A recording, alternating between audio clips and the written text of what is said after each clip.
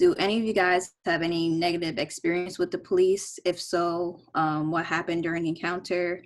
What was going through your mind, and like, how did that experience make you feel? And I must say tonight that a riot is the language of the unheard. And what is it America has failed to hear? It has failed to hear that the promises of freedom and justice have not been met. And it has failed to hear that large segments of white society are more concerned about tranquility and the status quo than about justice and humanity. I'm grateful that my experiences with the police have never gotten violent or have gone too far or whatever, but my earliest memory is I was 16, I was on my lunch break, um, and I was gonna go cash my check because I think I had just gotten it that day. Um, and I'm like, I'll admit, I'm like kind of like speed walking, but I'm also just a fast walker. Um, so the cops stop me while I'm walking to go to the check cash place, and they tell me that I fit the description of somebody who just like stole a car or robbed someplace or whatever. I'm just like, even looking back, like I stole a car and I'm walking to the check cash. Okay, all right. And then on top of that, like I'm in my uniform because I'm still at work, and I have on a full tan Dickies outfit, like I look like I'm from Cali or something like that, like head to toe, like baggy and everything, and it's just like this doesn't make sense to me, but okay, whatever. So they stopped me and they're just like, "Where you going?" I'm going to cash my check. Um, and he asked me to see my ID, as they always do. So I go to reach for my wallet. But as I take out my wallet, I guess on top of it or behind it or whatever was a baggie. And it was a clear bag, but it was rubber bands from my braces. But immediately he just sees the bag, and of course, gets all riled up and whatnot. I'm just like, these are just rubber bands. He's like, what are these? What are you doing? What are these? And I'm just like, they're just rubber bands. I have braces. Like, and I just look at him, and he's looking at me like upset, like I did something, or like I'm not supposed to have rubber bands, like they're illegal or something like that. But it just felt like he wanted a reason. He wanted a reason to get somebody. He wanted a reason to add another mark to his quota. He wanted a reason to for me to not be able to finish my trip, my innocent trip, to just try to get paid, and uh, and not be able to go home that day. Like and just how quickly it happened. I'm glad that it didn't get violent. I'm glad that it ended shortly after, because there was nothing to keep me for. I had to be let go from that stop. But I'm just glad that it didn't escalate, because it absolutely could have, and that cop could have just tried to take it to the next level. His partner could have amped him, but the other partner was just like, "All right, like you can go. Like you're not this guy. This guy." Um, and that stuck out in my mind, because it was just like I don't. Nothing made sense about it. Nothing made sense about it.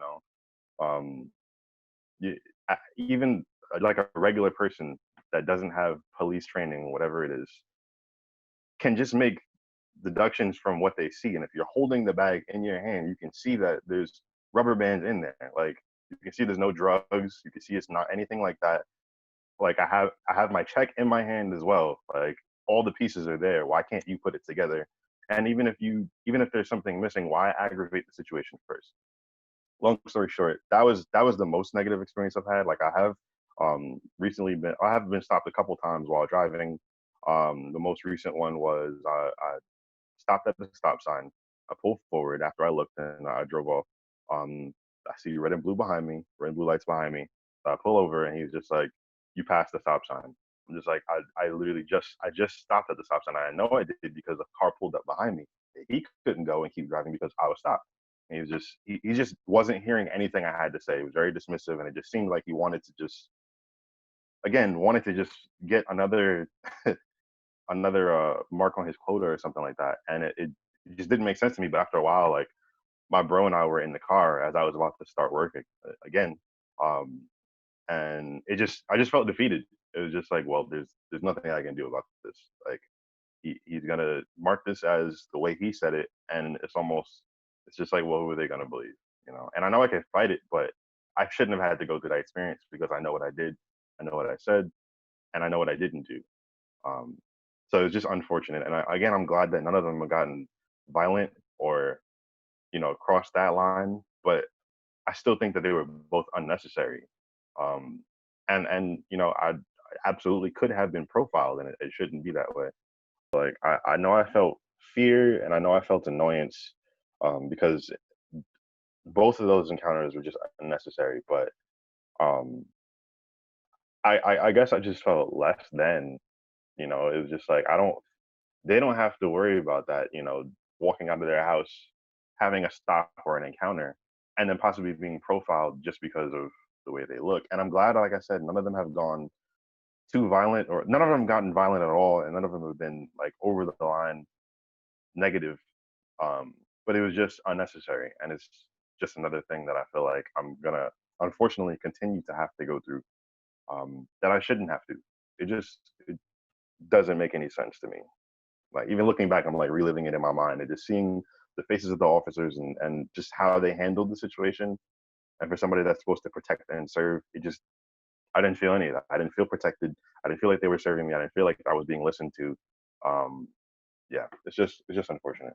For me, I've had multiple different run-ins with the police, but more specifically, detectives in Brooklyn. I've had several different run-ins with detectives where they've pulled me over, and the first thing they ask is, do you have any drugs? Do you have any guns? And one time, one of them asked me if I had a rocket launcher in the trunk, and I was just like, what? I was just like, how, bro? Like, but to be more specific, there was this one time that really traumatized me and really put the Black experience, like, into like a picture for me. Like I was always in the know. Like you gotta know what to do around police. You gotta know when to do things, when not to do things. So my mother instilled that in me from young. She was like, whatever you do, just make sure you make it back home. And I'm like, all right, cool. So several times I had run-ins with police, specifically the detectives in New York. I was really shook. But this one time I was like, I'm going to try to just chill, because multiple times before when I was shook, it was just like, for some reason I egged them on more. Me being scared made them more angry. And I was like, all right, I'm going to try to be chill. I'm going to try not to seem so nervous, so scared. Um, so this time I was 2 blocks away from my job, and I turned on Linden, and then this unmarked van just whoop, whoop, whoop, whoop, whoop, whoop, whoop. And I'm like, okay, calm down, be chill, relax, pull over, put my hands on the steering wheel. And I'm like, all right, this is going to be cool. Then not going to be nothing to worry about. I'm chill, I'm calm. Next thing I hear, banging. And it was 4 of them. And I'm just like, what the heck? I just got this car, mind you. This is a new car. And they pull up on me. And I'm just like, I remember I was mad calm. So now I'm just like, what? I'm frozen. I'm stuck. Hand on the wheel, stuck. So the dude pull up to my window and banging on the glass on the driver's side where I'm at. And he's banging, and I'm just like in this zone where it's just like, and I'm just staring at him like I don't know what to do at this point. I really don't know what to do at this point. I was just stuck, and I was just staring at him, and then he was just like, open the fucking window, and I'm just like, so I roll it down a little bit, and he's like, yo, roll down your window. I'm like, what? And he's like, roll down your window. So I'm mad shook, mad nervous. So I'm like, hi, I'm about to roll out my window. I'm about to put my hand on the thing. I'm telling him everything I'm about to do. And he's like, yo, why you doing that? What are you doing? I'm like, I'm scared. I'm scared. I told him that. I said, I'm scared. I don't want to die. He's like, what the fuck are you talking about? I'm just like, you just banging on my window. So he's like, open the window. I'm like, all right, I'm opening the window. I kind of just went blank after that. Next thing I remember is like, I ended up having to roll down all my windows. And all 4 of them was just flashlights in the car. And I remember him asking me, like, do you have the same question. Do you have any drugs, guns? Do you have anything in the trunk? And I'm just like, why am I being pulled over? Why am I being pulled over? And he's like, what? He's like, why am I being pulled over? He's like, yo, do you got any drugs, guns, blah, blah, blah? What do you have? I'm just like, I don't have anything. I'm just like, can I get your license plate number? I'm saying this wild shook, bro. Like, when I tell you I can't exaggerate how shook I was at this moment. Like, I've been pulled over by the D's before. I had interactions with the D's before that made me very uncomfortable, where I even got searched for no reason. But this was hyper aggressive from the jump. The way they pulled up, the actions they took on my car, like banging on the car, making me pull out all my windows. I never had to do that in my life. I'm the only person in the car at night. If you live in Brooklyn and you know Linden, there's like this like train underpass. I was near there, so it's mad dark. And I'm just like, what the hell am I about to do? And eventually I guess they searched my car. I really can't remember because I was shook. I was so shook. I was just like, I just need to if I just get the license plate of the car and just go to the nearest precinct, whatever, I'll be fine. So they ended up about to pull away. And then the dude that was talking to me or yelling at me, whatever you want to say, and he rolled out the window and he was like, my badge number is blah, blah, blah, blah, and they drove away. And I was just like, so he heard me and he just really wanted to intimidate me. As they drove away, I still wrote down the license plate. And I was just in the car. I've never just had to sit in a car this was my first time I ever just had to sit in a car for a minute. Like, they really just did that. Like, windows down, all my windows down. And I'm just like, yo, I just got to get home. After like 10 minutes, I'm like, yo, I got to get home. I drive home, windows down. I know I look stupid, but I was just too shook to do anything but just drive to the crib. I get home, I'm like, I'm pissed now. Like, now I'm pissed. I couldn't be pissed before. I couldn't be angry at that moment. All I had the opportunity was to be scared.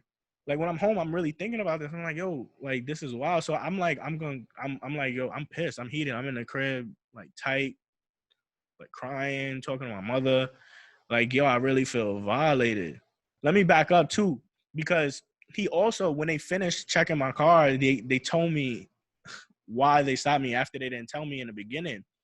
They told me they stopped me because you couldn't see the New York, I forgot the term for it, but you couldn't see the New York state on my license plate. And I'm just like, you can see the license plate number, and this is the plate that I got.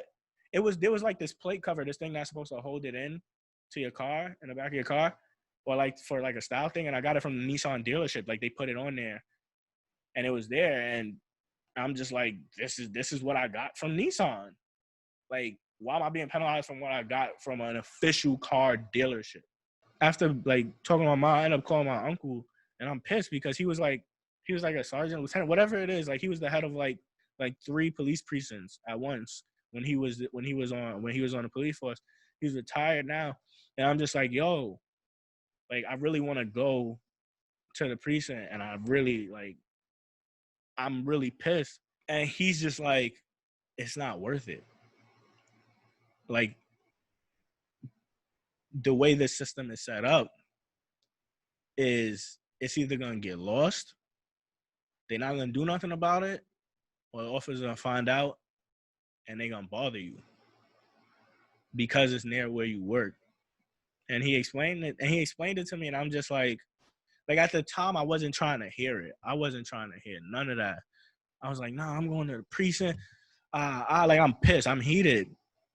And I'm just like, something gotta happen because this could happen to somebody else. But he was just like, yo, whatever you do, I'm gonna support you, but I really just think you shouldn't do it because I don't want to see anything happening to you. So that made me remember what my mother was saying to me when I was younger. Like, the most important thing is that you come home. I didn't have his support would only get so far because he wasn't there. It's 4 officers against me. Even with that BS excuse that they used for pulling me over. And he told me, like, yo, you're right to be angry. You were racially profiled. And I'm just like, so what am I supposed to do? He was like, these are one of the things you just got to take. Like, it's one of those things you just got to take on the chin. And I'm just like, yo, this sucks. And I was just sad for mad long after that. It's just like, this is really where we are in society. To Lai's point, while my uncle listened to me and he gave me wisdom to survive as a black man, there was no opportunity for me to speak to the cops at that moment or after to where anybody would hear me and hear my pain at those moments, hear my fear. It's just like, we're in New York, and New York is pretty progressive. So imagine how that must feel somewhere else that's not so progressive, you know? And it just was like a terrifying feeling that I don't wish on anyone. Like anyone. The feeling during and then the feeling of hopelessness after, I don't wish on anyone. Nobody should really have to go through that. And it's really strange how the experience that I've been through, even though I haven't had many negative experiences with police officers, my experience mirrors Christian and Olajuwon's experience. So what happened to me was I was on my way home from a rehearsal at church. At the time, I was playing drums for. I'll go back. I was on my way home from church from a band rehearsal that I was in, and typically when I drive, I usually have to drop somebody off, and just trying to be courteous to people. So I was on my way to Bushwick to drop off one of somebody that was in the band with me.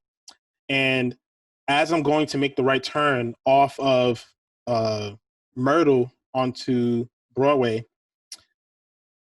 the same thing happened. The D's pulled me over. I'm not sure if they were in a van or not. I just remember the lights coming on and I'm preparing to make a right turn. And basically 4 detectives jumped out of the car and they came up to my car with flashlights on, going into the car.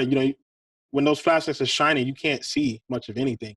So as I pull my window down just to kind of find out what the issue was, the first thing they asked me was, did I have any drugs in the car?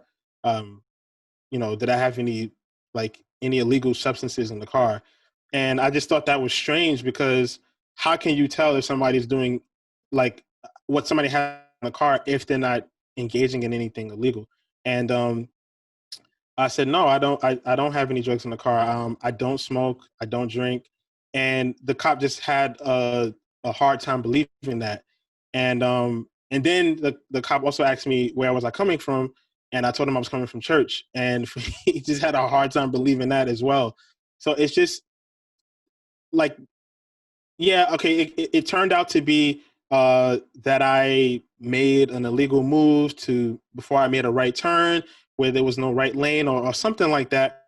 But the fact of the matter is that's not what was led within the conversation. It was, the first thing was an assumption that I have drugs in the car, or, where am I coming from? Where am I going? So it was like an antagonistic type of thing. And it just made me feel like, am I really innocent until proven guilty? Or do you just lead with my guilt first, or my perceived guilt, and then I have to prove how innocent I am before you let me go? And then it's like, I can't even feel that in the moment because I'm just trying to get home, or I don't want to, rile up anybody.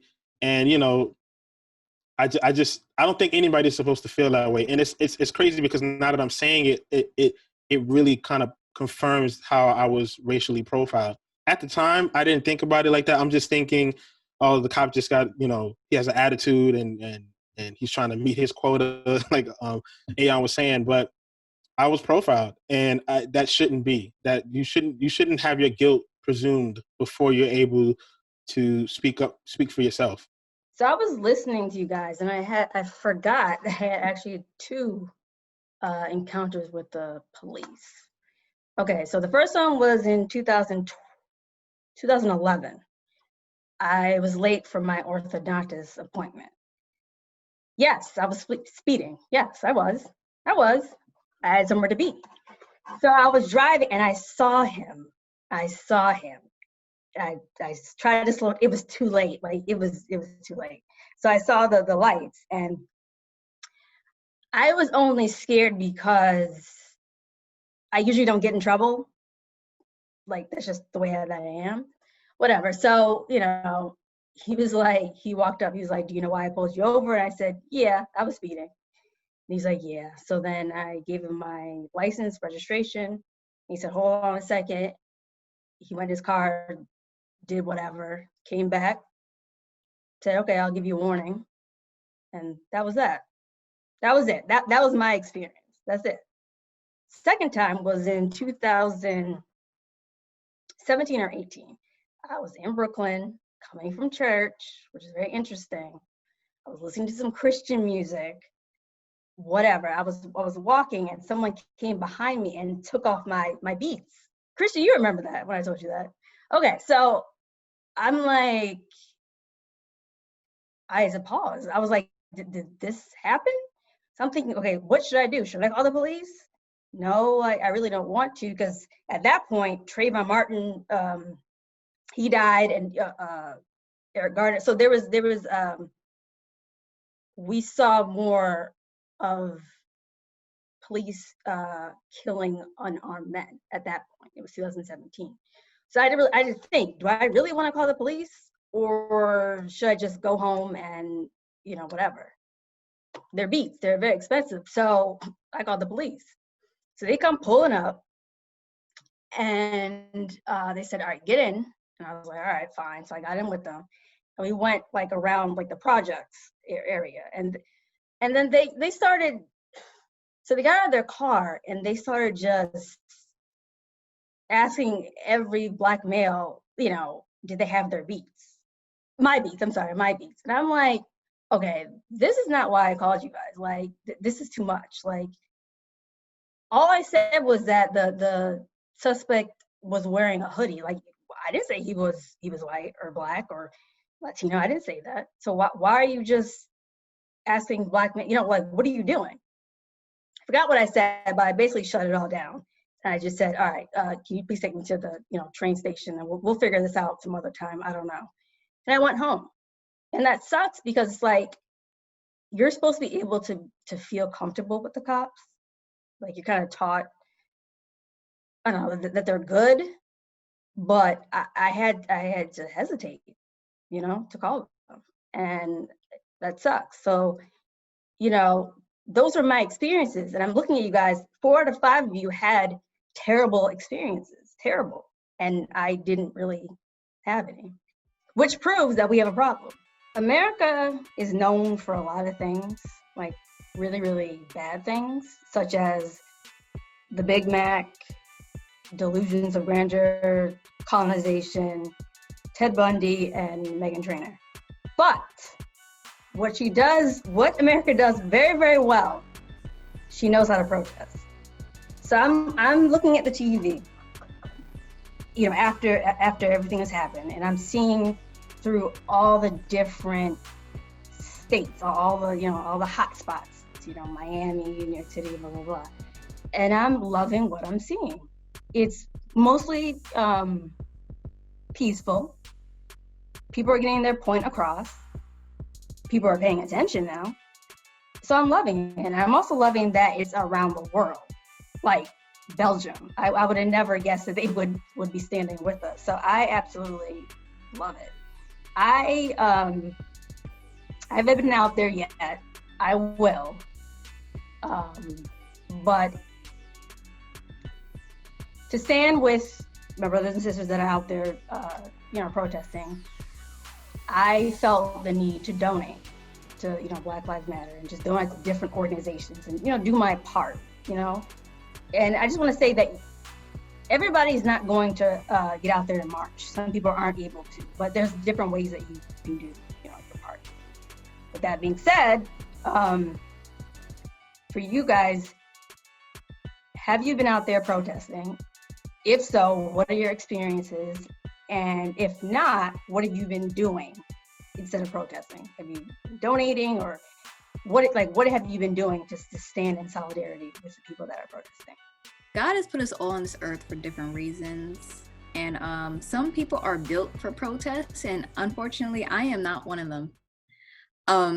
Being in large crowds make me uneasy, and I get lost easily because I'm a little short. So protesting is not for me. I, of course, support it, I support all the people going out there and protesting. I'm glad that they are, because I know I can't. I'm not really built for that. So people have been sending around petitions, and that's great. People have been signing them and all that. But unfortunately, I am a broke college student, so I have no money to donate. I'm not employed right now. I wasn't employed before the pandemic. And what very little money I did have, I already donated, I think like 1 or 2 months ago at the beginning of pandemic to my Black-owned nail salon so they could stay open. So what I have been doing is I've been posting on my stories about like the situation that is happening right now. I've been posting about, for example, it only takes a little bit of white brainwash to activate the coon chip in the average Negro. Oh, go shuck and jive, I'm gonna shuck and jive, I'm gonna get on down and tap dance, I'm gonna shuck and... You done lost your damn mind. When you get your damn mind, you call me. What's not clicking? What's not clicking?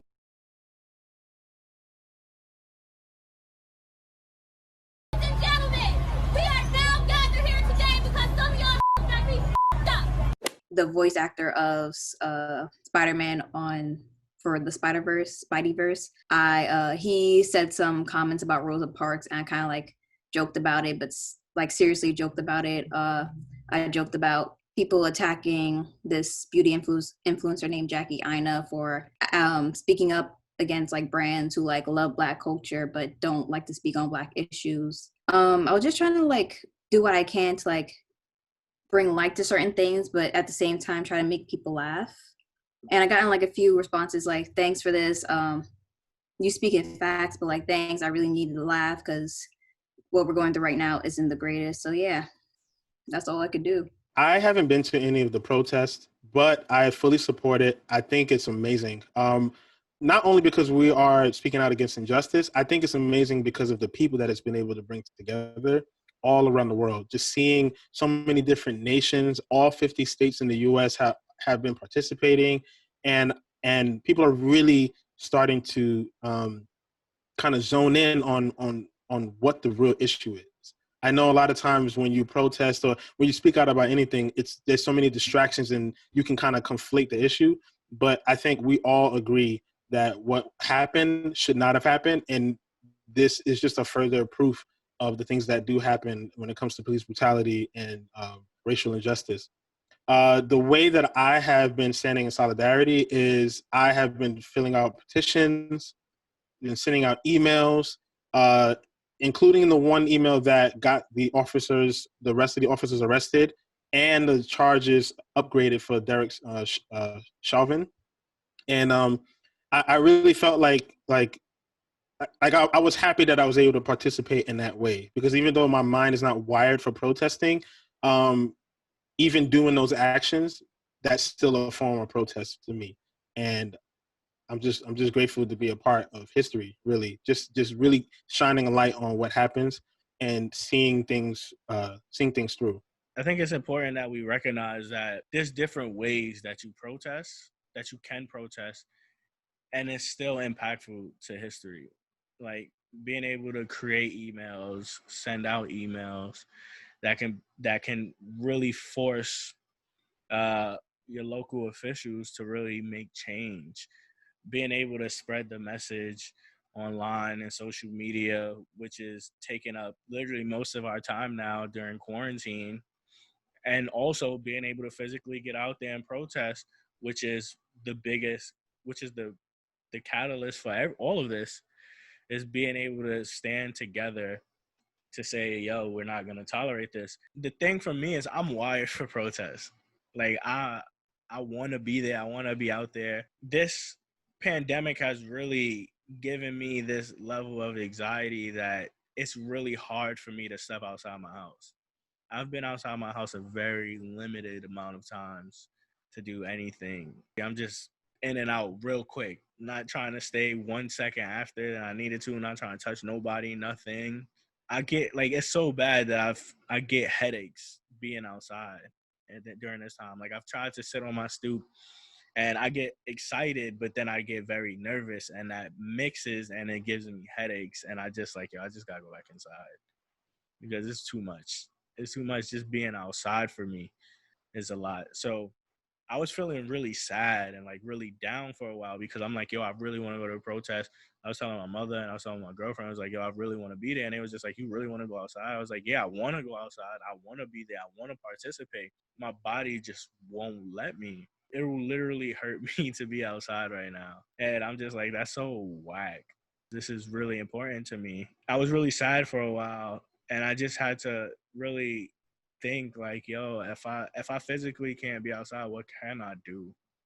I'm good at media stuff. I know I consider myself a creator. The first step for me was really just gathering all the stuff that I see online and just sharing with a bunch of people, making sure that it's not lacking, making sure that when I put something out, I put it out with purpose, even expressing my experiences and the things that I share so that it feels more personal. So once I figured that out, the next step was, okay, now what can I do from the God-given gifts that I have to be able to impact anything in this?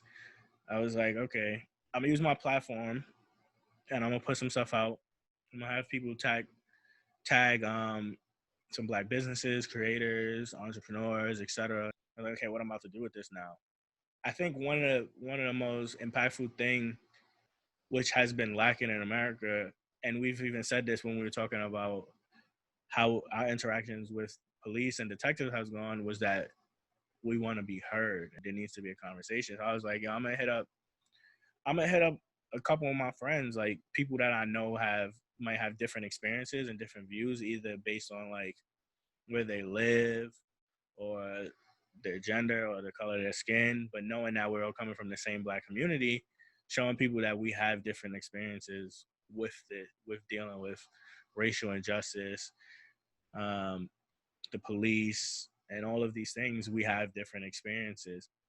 So I was like, let me do that. And I hit y'all up. It was like, y'all trying to just talk and express ourselves and have a conversation and just show people what we've gone through in this time and around everything that's going on. And I was like, I was like, bet this about to be lit. Now we're putting this out, and that's the most important part for me, is that we're getting this video out. Not so much what happens after and what people have to say, but the fact that we have a place to hear each other and to let other people hear us regardless of their opinions. So that's really been my stand in solidarity with our community, is sharing to educate people, opening up, and then creating this platform to talk.